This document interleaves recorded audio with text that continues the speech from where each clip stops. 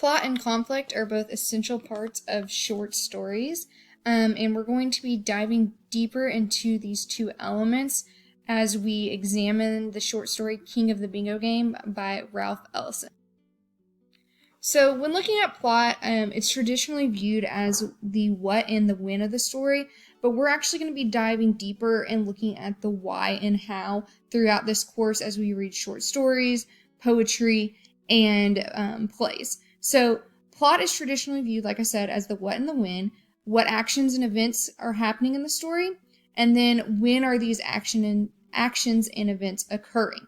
Those are the questions you need to ask yourself. And it's good to start here, but then we need to even dive deeper and ask ourselves, why are certain actions and events happening in the story? And then why did the author include them?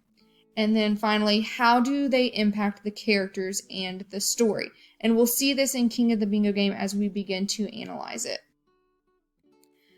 So again, when looking at plot, we traditionally view it through this plot outline. You might have seen this plot mountain before. There are 5 parts of plot that we really focus on that help us to kind of grasp a story. So the first part is the exposition. This is the introduction of characters and the setting. This is where the author's kind of setting up the story for you. Then we have the rising action. This includes the events that are leading up to the main problem or the conflict. So sometimes in the rising action, there will be little problems and conflicts, and these build upon each other and work together in order to create that big conflict and large problem that the character has to deal with. And it's in the climax that the story reaches its highest point. The problem has gotten so big, and the character has to address it in some way, shape, or form. And like I said, those little conflicts that are in the rising action are going to work together in order to build to that climax. Then we have the falling action. This is when the characters work to solve the problem or conflict. Now, something that's really important to know is that there is not always a solution to a story.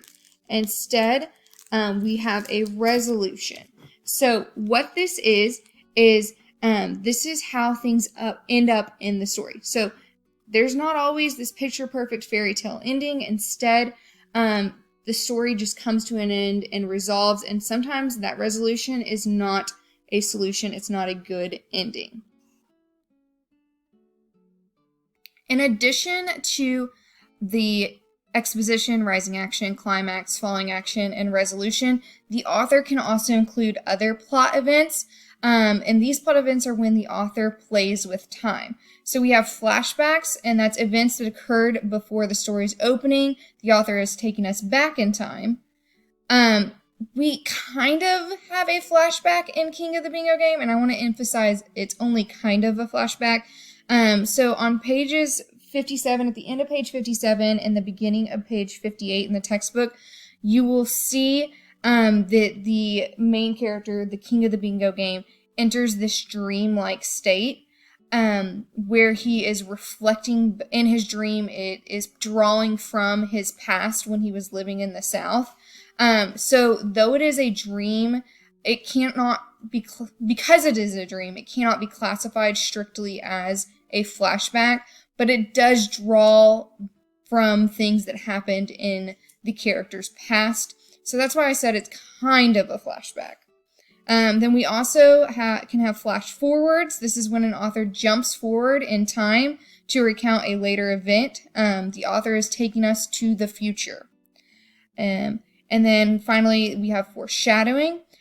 So what foreshadowing is the author's giving us little subtle clues or hints about what's going to happen later in the story, and we can begin to predict what's to come because of these hints. So conflict is essential to a story, and that's what we're going to be mainly focusing on as we examine plot. Without conflict, there's no drama, there's no action, there's nothing to really grab the reader's attention and keep them interested in the story. And then also the reason why stories have conflict is because life has conflict, and oftentimes stories are a reflection of life to at least some extent. So all plots hinge on at least one conflict. some sort of struggle, and its resolution. There are two types of conflict. You can have internal conflict or external conflict. So the first type that we're going to talk about is external conflicts. They arise between characters and something or someone outside of themselves. So these are things, if you were just observing the situation, you could see these conflicts without being able to read the character's mind or their thoughts or feelings. So we have man versus man conflict. This is where you can actually observe conflict occurring between two characters. Then we will have man versus nature conflict. So a lot of stories like Call to the Wild and Jack London's stories, they had a lot of man versus nature conflict. Any kind of adventure story will oftentimes have man versus nature. And then we have man versus society. And we're going to see man versus society conflicts a lot in what we're reading because the stories that we read in the short stories unit are going to focus on time periods in society where certain groups of people were oppressed. And so we will see a lot of man versus society. And man can be woman, it can be a character that's like an animal, it can be anything. Man just stands in the place of individual. Then we have man versus self, which is our internal conflict. This conflict develops from a character's internal struggles, so their personal beliefs, fears, thoughts, and emotions will oftentimes impact and influence their man versus self struggles. So the conflict has both internal and external aspects, as the external conflicts may force the character to deal with inner issues. So if a character has a fear of spiders and a giant spider enters the room, okay, that's going to be a man versus nature conflict, which is an external conflict. But it is made even worse by their fear of spiders, which is their internal conflict. So not only are they going to have to overcome this spider physically and take it down, they're also going to have to overcome their fears and their emotions in order to deal with this circumstance. So in a second, we're going to use the information that we just learned about plot and conflict in order to analyze our short story, King of the Bingo Game. But before we do that, I find it that it is always very important to get to know our authors, because oftentimes our authors can help us to better understand a story. It's important to note that these short stories are not written about the authors and their life experiences, but they do draw from the time period in which they write and their life experiences when writing their short stories. So let's go ahead and talk about our author, Ralph Ellison. He was born March 1st, 1913, and he died April 16th, 1994. He was raised by a single mother who supported her family through janitorial and domestic work. Because of this and his circumstances, his family did deal with poverty and the judgment of others as he was growing up. He was inspired by fellow African-American authors Richard Wright and Langston Hughes to begin his writing career, and his aim was to reveal the human universals hidden within the plight of one who was both Black and American.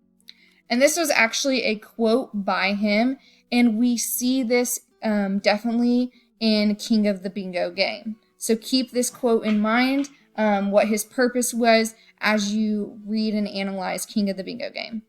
The other thing that is really important when reading these texts is to get to know the time period in which they were written, because the time period will really help with our analysis of the text, and it's going to reveal a lot about the why and the how of the story. So King of the Bingo Game was written in 1944, which was the time of World War II. This is pre-civil rights movement, so a lot of racial inequality is occurring, and the nation as a whole is biased against African Americans. And then there is a high poverty rate for minorities at that time.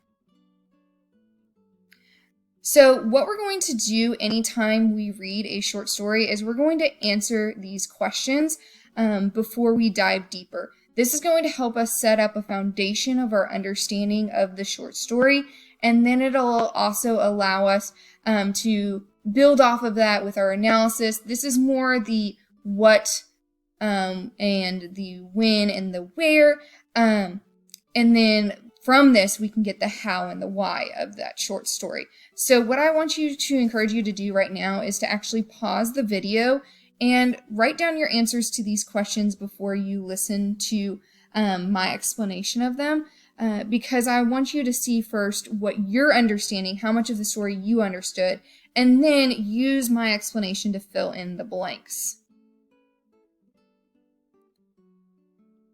So hopefully you paused and you've done what I've asked. Either way, you're going to get some information on these questions. So the narrator of our story is a third-person limited narrator. So a third-person narrator is a narrator that is outside the story. They're not a character. And it's limited because this narrator only knows the thoughts and the feelings of one character, which is our main character, the Bingo King. So the entire story is focused around him, and we get, through the lens of this third-person limited narrator, we get insight into his emotions, his thoughts, his feelings, and his conflicts. So important characters, we've talked about, obviously the Bingo King is the most important character in the story. And the things that are really important to note that Ellison reveals about this character is he is African American, he has no birth certificate, and because of that, he cannot get a job, which means that he is living in poverty and has financial struggles. Ellison also notes that he is from the South, but is currently in the North. So though he is in the North, he still is going to deal with racial biases against him, which is very important to the story. Another important character, though she is not actually in the story, she is essential to the story and its conflict, is Laura. She is the Bingo King's lover, and she is dying of an illness. And because of the Bingo King's inability to get a job and to support him and his lover, he is unable to afford a doctor for her. So his whole purpose and goal of playing the bingo game is in order to get that money to take her to the doctor. So he's very desperate to win, and it's super important. Laura plays an essential role in the conflict of the story, so really be thinking about her as you examine the conflict of the story, as well as be thinking about the Bingo King's background, what we know about him. So the setting of the story takes place during the 1940s. Like we said, it is in the North, though he is from the South. And it occurs in a theater. We know this because there's a movie showing before the bingo game. And then once that little short movie is over, that's where the bingo game happens, is in this theater. So the next two questions I'm not going to dive too deep into because I really want you to be thinking about these and analyzing them yourselves. But as far as the conflict of the story goes, be really thinking about the narrator's background and how that plays into the conflict, and then also be really thinking about Laura and her role in the conflict. Those things are going to really help reveal the conflict to you. And then, what is the resolution of the story? How do the characters attempt to resolve the problem? Okay, so be asking yourself, remember, resolution is not solution. Okay, so there is a resolution, but is there a solution to the story? Does it all end up well for the King of the Bingo Game and Laura? And then ask yourself, why does Ralph Ellison resolve the story in this way? What does this reveal to us? So really, like I said, I don't want to give you too much information about the conflict and the resolution because I want you to really think about those yourself. But draw on what we know about our characters in order to understand those two things, as well as draw on the setting and the location of the story, because that also helps us understand the conflicts and the resolution. So now that we've set up our foundation of understanding, what you're going to do for your assignment is to dive deeper into the story with these discussion questions. You will be responsible for answering one of these discussion questions in a particular format. So make sure that you listen to the rest of the video and watch and follow along so that you know how to answer these questions and how to dive into literary analysis. So the questions that we have are on the screen. They will also be posted on the discussion board. There are 2 slides of questions. So go ahead, you can pause it and read over these if you would like. But we're going to talk about a strategy for answering discussion questions and analyzing literature. The reason this strategy is so important to use, because not only are you answering the question, you're going to be backing up your answer with evidence from the text. So the strategy we use is called RACE. It's an acronym for Restate, Answer, Cite, and Explain. And this is how you're going to answer any literary discussion questions throughout this course. So the first step of this question is to restate the question. We're going to turn the question into a statement, and we'll see in a minute an example of how to do that. The next step is you're going to actually answer the question. So you want to make sure that you answer all parts of the question. If there are 2 questions, you can answer each question in its own paragraph or combine the questions and answers. Again, we're going to look at an example to see how to do this. Next, super important, we need to make sure that we cite text evidence. Evidence shows that we are supporting our answer with specific details and information from the story. So we're actually going to quote lines of this short story in our answer in order to prove us correct and to back up our answer. These are some question stems that you can use in order to present your text evidence. The next step is really important, and this step you need to put a little bit more into than maybe the other steps, because you need to write at least 2 sentences. This is where you're going to explain and prove how your evidence supports your answer and wraps up and proves your answer. So these are stems that you can use in order to prove your answer. And like I said, we will see an example that does this. So let's review real quick the steps. The first step is to restate the question. For the example, we're going to be using the question, is it an internal or external conflict that prevents the man from releasing the jackpot button? So in order to restate the question, all we're going to do is just change up the wording of our question a little bit in order to make it a statement. So the restate is going to be, it is an internal conflict that prevents the man from releasing the button. Once we've restated the question, then we can actually go to A, and that step is to answer the question. And you'll notice that R and A are one sentence, and that is acceptable. We use the word because right here in order to transition into our answer. So now we have this first sentence includes our restate and answer, and it is an internal conflict that prevents the man from releasing the button because he feels as though he is the sole entity that is in control of winning the jackpot. But it's not enough to just answer the question.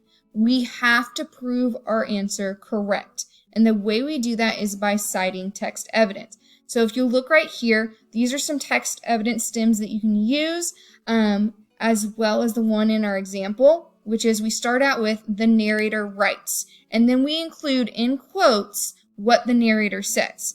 So the narrator writes, he and only he could control whether or not it was to be his. And this is talking about the jackpot. And then we also need to cite where our evidence came from. So after the quote, we put in parentheses the author's last name and the page number which it came from. And then we end the parenthesis and put our period. And that gives us our cite. But again, this is not enough just to include our answer and our cite. We have to explain and expand upon this to show how this text evidence proves our answer correct. And that's where we're going to do the explain and extend part, we use these interpretation stems in order to do so. The one we're going to be using is the author includes this to reveal. So our explain is Elson includes this to reveal that though the man has no control in his real life, he momentarily has a sense of control as he holds the button. And again, we need to add more to this step. It needs to be at least 2 sentences. So we go on to say he knows that as soon as he releases it, his future will be determined. Okay? So this gives us information on why it is an internal conflict, okay, because it has to do with his desire for control. You can answer this question if you would like for the discussion board, but you cannot answer it as it being an internal conflict. There is a flip side to this question where you could answer it that it is an external conflict that prevents the man from releasing the button. I'm interested to see how you take that angle if you choose this question, but remember there are multiple discussion questions you can answer for your discussion board, as you will see on this slide as well as this slide. So there are 7 of those questions that you can choose from. So for your assignment, using that race strategy, you're going to answer one of the discussion questions on the King of the Bingo game discussion on Blackboard. Then you need to respond to 2 of your peers' posts in order to get full credit.